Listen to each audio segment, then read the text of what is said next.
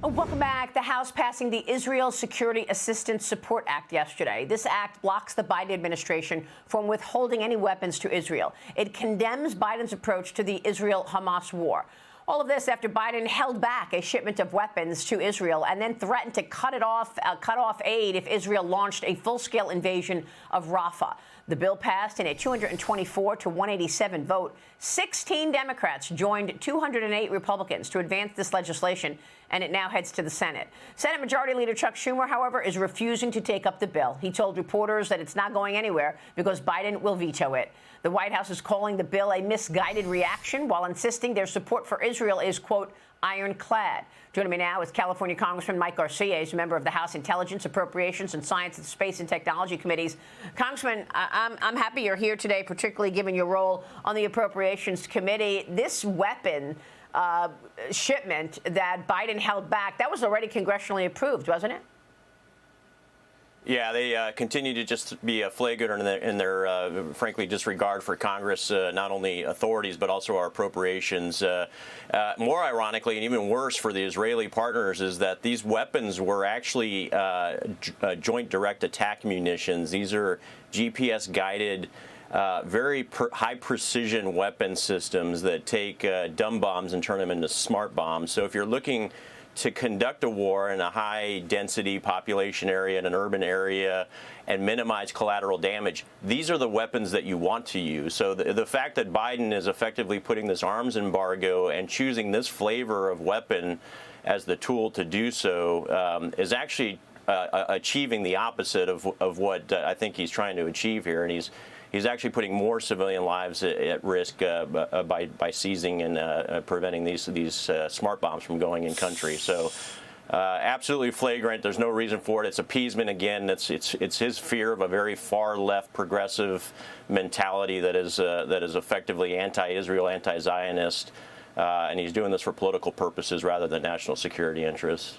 Well, it's quite extraordinary, actually. We keep focusing on all the national security issues that they appear to be flagrant on. More than 29,000 Chinese migrants crossed the California border just since October of last year. According to new Customs and Border Patrol data, look at these numbers. Customs and Border Patrol officials reporting nearly 200 migrants on the terrorist watch list crossed the border since October. These numbers are getting worse. Fox's Peter Doocy grilled the White House on those two Jordanian nationals. They right now are in Immigration and Customs Enforcement custody because they attempted to breach the Quantico Marine Corps base in Virginia. Watch this. The Deputy Director of ICE is telling us that two Jordanian nationals are in removal proceedings now after posing as Amazon delivery drivers to crash the gates at Quantico. Does the White House think this might have been a failed terrorist attack? So going to be really mindful. These two Jordanians that you're speaking of remain in ICE custody, and given that it is an active law enforcement matter, so I would have to refer you to ICE. I just can't dive into this because, again, there's a law enforcement. This is a law enforcement matter. Congressman, your reaction. I mean, first of all, how tough is it to condemn this action, right, and recognize this is a problem and this is a weakness? First of all, kudos to the young Marines who acted quickly, not only saving their lives, but probably lives of others. But it's hard to not characterize this as anything but a dry run. And the numbers that you showed, Maria, hundreds of folks caught coming across the border on the known terror watch list.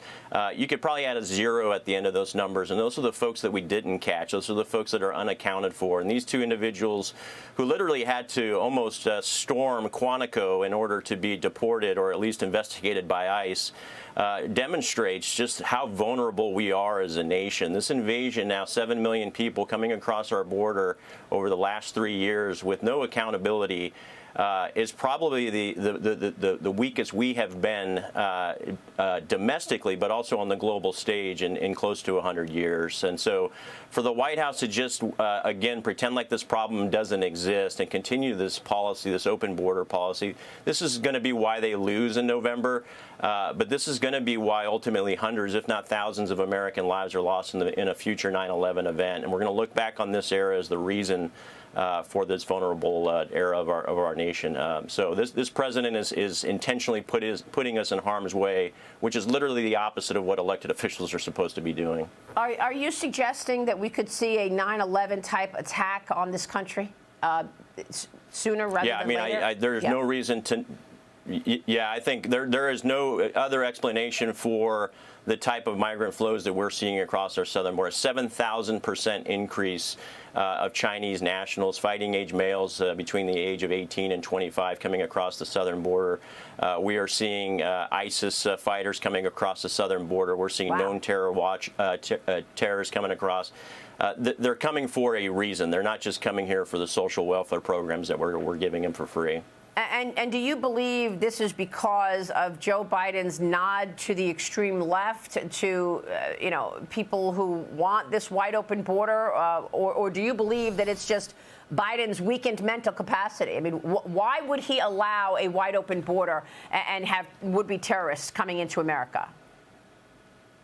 Well, I hate to be a Rosetta Stone for an incompetent politician who's also slowly losing his mind while in office. But look, he ran on these policies. He ran on an open border policy. Do the opposite of Trump was effectively his campaign's motto.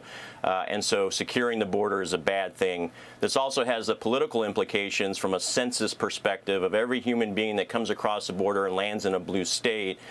Those people are still counted in a census right now, and they ultimately determine the number of representatives in the House and the allocation of representatives at local levels as well. So they may not get to vote, but they do change the makeup and sort of the blue versus red ratios in the House of Representatives. So 7 million people is the equivalent of about 12 to 15 members in Congress, if you do the math, and that's a huge number. But he's not. He ran on this issue. He's surrounded by people who don't understand the national security implications of an open border, and this is why we need a new president. Well, this is an incredible statement, the fact that it's all about votes and the census for him. And yet, look at these new Fox News polls finding that voters trust former President Trump more to do a better job on immigration, economy, foreign policy, crime. They trust Trump more than they trust Biden. Trump is up 8 points on crime, Congressman. It is National Police Week. You're the son of a former Los Angeles Police Department officer. Thank you to your father. How do you think Biden's handling crime and treating our police right now? Well, I think those numbers are self-evident. At the end of the day, he's on the side of the criminal, not law enforcement. At the end of the day, the criminals should go to prison and the cops should come home. And I just want to honor Sheriff Deputy Ryan Klinkenbroomer, who was assassinated in broad daylight in my district just a few months ago. His family was here this week. 50 cops have been killed this year, 138 cops killed last year. This is a result of the far-left progressive pro-criminal, anti-cop policies that have permeated the entire nation. I'm trying to prevent the country from turning into what California has become, but unfortunately, we have some of the loosest crime laws in the nation. So it's sad to see, but those numbers that you showed there speak for themselves. And again, this is why the president will lose in November. All right, Congressman, thanks very much. We'll be watching all of that. We so appreciate your time this morning. Appreciate you. Congressman Mike Garcia.